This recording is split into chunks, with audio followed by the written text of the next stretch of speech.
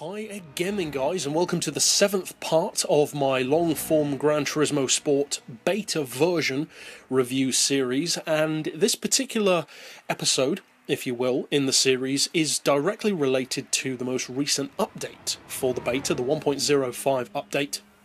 And notably in that particular update, a couple of the things which have been changed are not necessarily massive in terms of scope, but they're more smaller details, which make a big difference when you factor them into the whole.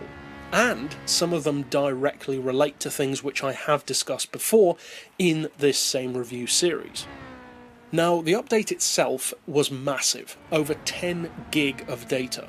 That's a pretty huge update, and as far as I know, we still don't know all of the changes that it's made. There was some conjecture that it had to do with Porsches being added. That may well be. As many of you guys know, you don't actually know the cars that you're going to win ahead of time. You win one car every day, as long as you do a certain amount of driving, about 26 miles. And I haven't won any Porsches. I'm not sure if anyone else has yet, not in the European spec beta at least. So it could be, down the line, there could be Porsches on the game. There's no real way of telling at the moment, not for me personally at least. But what it has changed is stuff like the camera, the HUD layout, as I said, the physics of the cars as well, and also, interestingly, the ghost option in time trials. And there are also a couple of other changes, but those are the four primary ones which I wanted to discuss, some of which, as I said, I have talked about before. Now, first of all, we've got the camera. One of the main issues that I had personally, not that destroys the game, I got over it pretty quick, but it was just a personal preference aspect, really, was the fact that the camera is so rigidly set to the vehicle in chase cam in particular. Now, as I've said before, I like using chase cam. I always have used chase cam on Gran Turismo.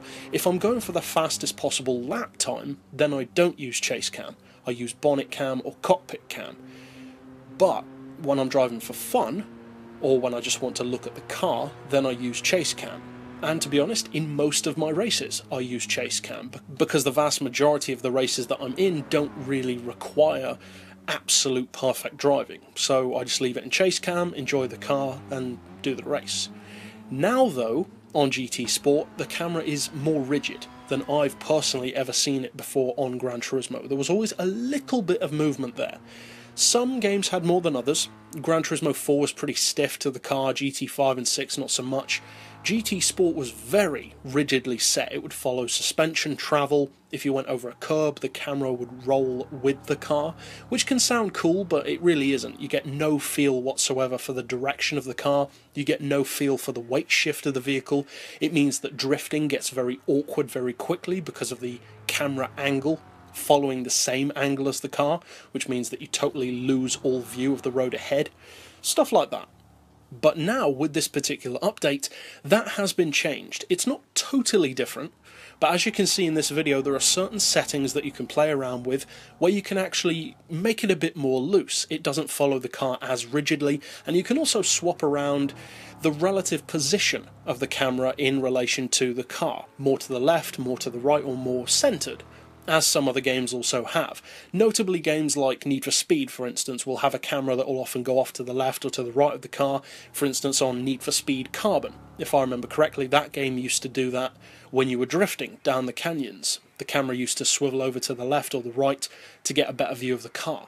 Not many games do that though, and it's an interesting feature that they've incorporated in. The camera doesn't move around like it did on Need for Speed, but you can set it permanently over to the left or over to the right. Personally, I still like it in the centre, but that could be very useful for something like oval racing, for instance. You can get a better view of the cars around you if you set the camera angle more to the left or to the right, or a better view of the racing line and of the curve of the corner.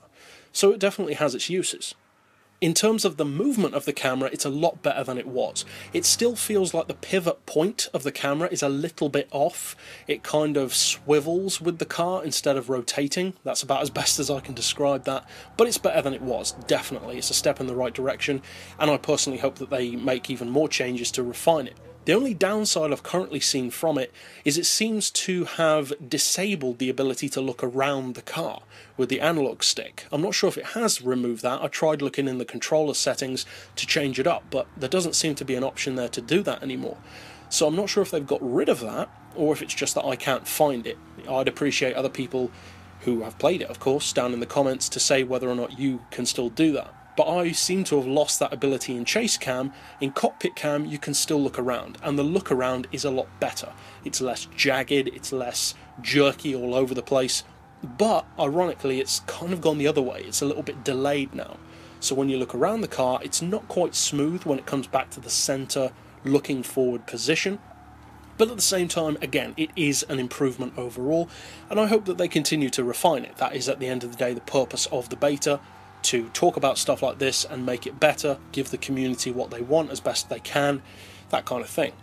Now, the next thing was the ghosts. Now, it could seem to be a small thing not to have ghosts in a replay, in a time trial, in a practice event, in a qualifying event, but it actually makes a big difference, especially to people who maybe haven't played other Gran Turismo games.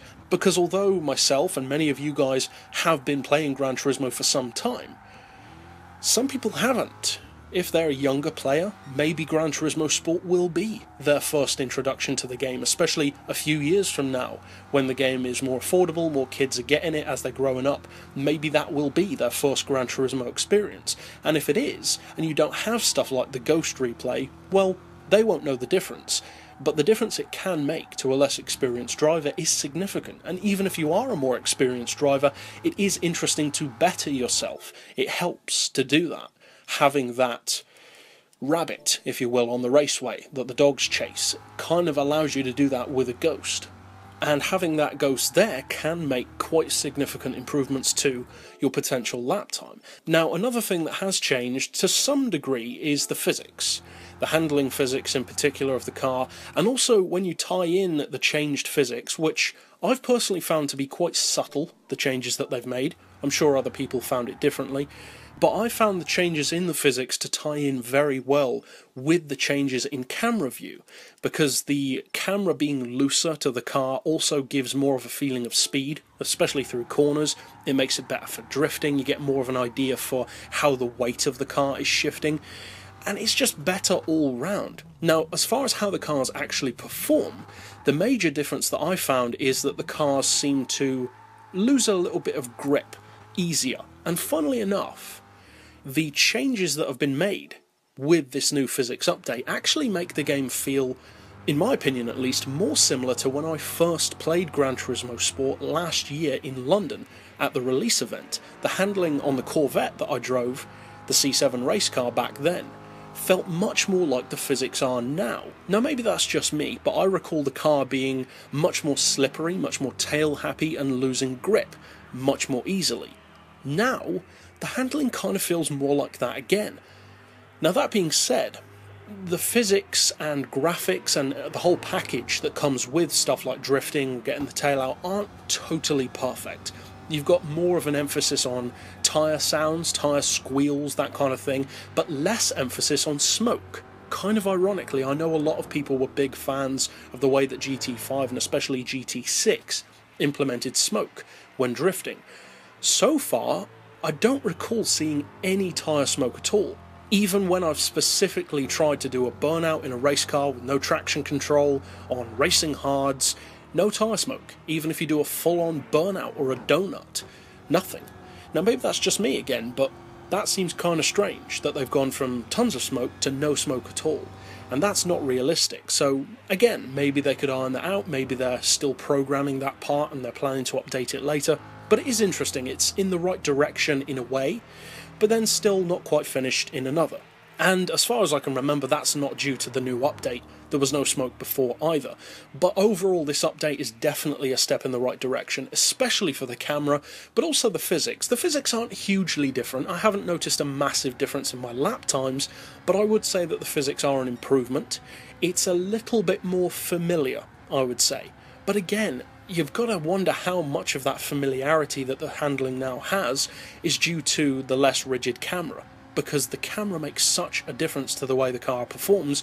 Maybe other people don't think so, but you don't realise just how important the camera view and how rigid it is to driving until it's been changed. And it was changed significantly. And the final thing that was changed in the beta that I personally noted as being quite significant was the HUD layout, the heads-up display.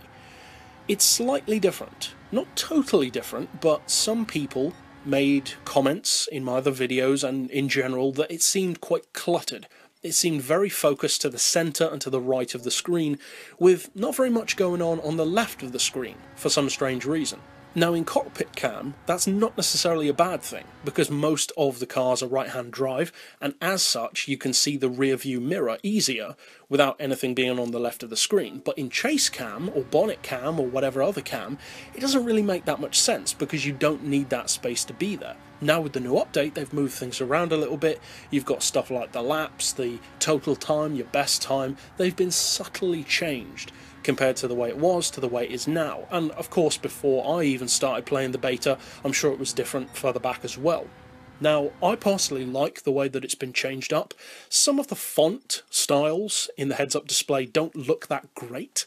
Almost like they're temporary, maybe? But even so, it's a better layout.